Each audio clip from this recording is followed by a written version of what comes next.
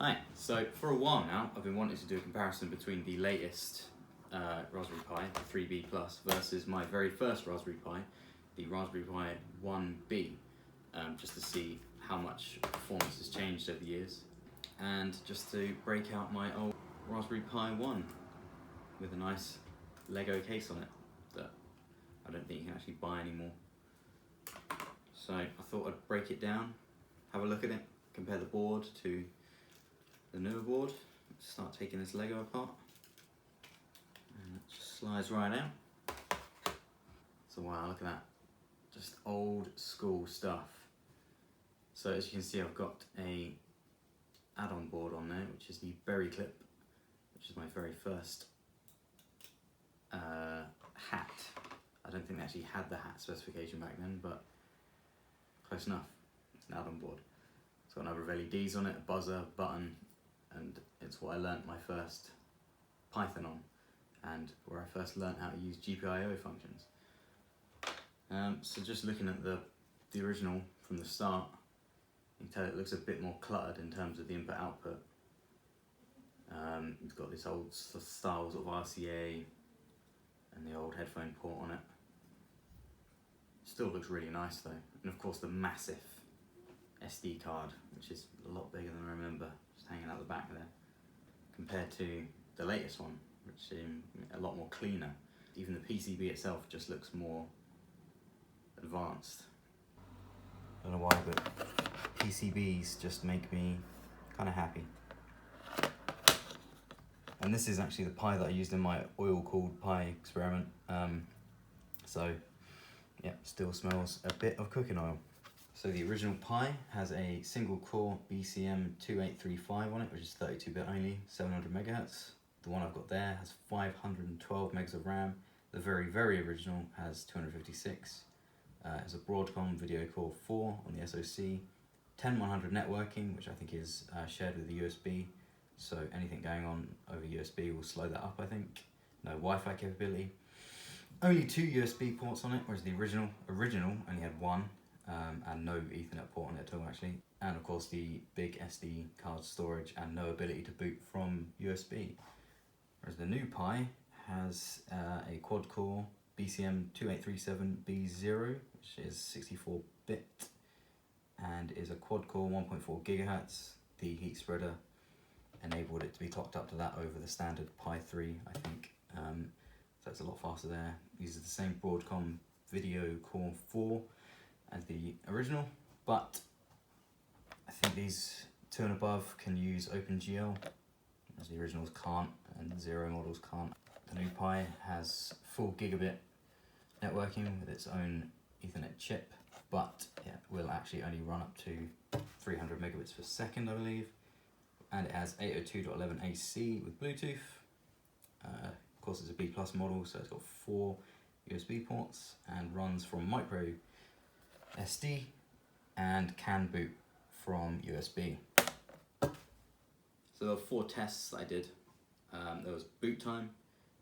GLX Gears is just a sort of example, a demo for OpenGL, I think, and Quake 3 with a server full of bots,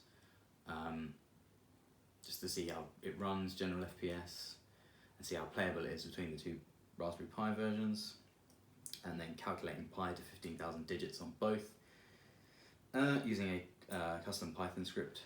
So that gave me some raw numbers, and you can check out on my blog post linked below the sort of testing I did and the methodology. So the results I got were fairly interesting. So the boot time on the original was 1 minute 11 seconds. That's from cold all the way up to logged in desktop, and when the CPU sort of drops out and drops around to 0%, which means it's completely finished loading. I have Raspbian on both configured to boot straight to the desktop logged in, so and on the new one it was 21 seconds, so that's, yeah, a lot faster. Next up is GLX Gears with no VSync. On the original Pi it was running at 130 average frames a second, and on the new Pi it was running 930 frames a second, so quite a big difference. I think probably the most interesting test for me was the Quake 3 test, where on a server full of bots on the original it ran about 4 to 8 frames a second. That's 1080p, all the settings on Quake 3 cranked up to as high as they'll go. So yeah, it's pretty unplayable, but if you actually turn down the bots to a lesser amount, it actually becomes a lot more playable, although it's still only around about 20 frames a second, so still a bit choppy. Whereas on the new one, it ran at 60 to 90 frames per second on a server full of bots, so pretty much buttery smooth, so it's a hell of a difference. And then calculating pi to 15,000 digits on the original took 65 minutes and 59 seconds, and on the new one took only 21 minutes and 41 seconds. That's almost 3 times the speed there, which is pretty good. The original Pi, you can boot into a desktop and use it as a sort of PC kind of job, but it's a bit slow, especially internet browsing. It's very sluggish.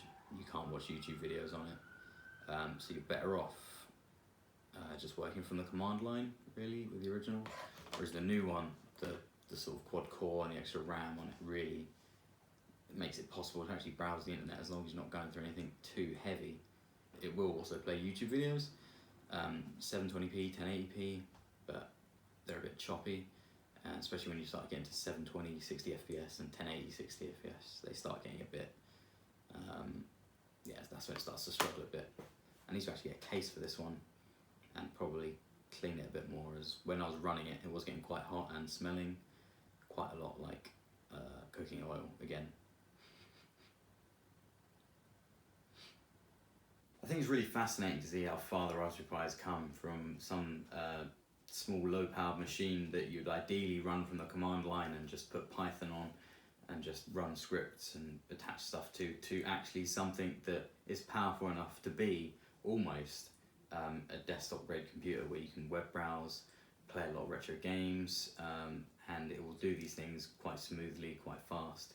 Obviously not as good as like a proper laptop or a full-size computer, but to the point where you can actually use it for general tasks is pretty cool. So I'm going to show some footage now of it running Quake 3, of both of them playing Quake 3, and just to see. I think Quake 3 is the test that really showed how far it's come in terms of having things that are not really playable, not really usable, to where the power has gone up so far that these things are now pretty buttery smooth. So you can see you've got the original Pi there, and then there it is running Quake, and as you can see I've got the FPS in the corner. Yeah, sub 10 FPS. Now again, this is with server full of bots, because yeah, less bots, the faster it runs, but it's still, even when you've got one bot or no bots, it's still only around 20 to 30 frames a second, so it's still not perfect. Whereas the Pi 3, you can see a massive difference, and that's running at pretty much 60 FPS and above constantly, no matter what's really going on the screen there. So when I did the actual test earlier, I used this monitor for both of the Pis, so it was a fair test. So they were both running at 1080. It didn't really make much difference. I think it was still pretty much the same sort of frame rate we were seeing on the original. So that leads me to believe even more that it is a CPU limitation rather than anything else.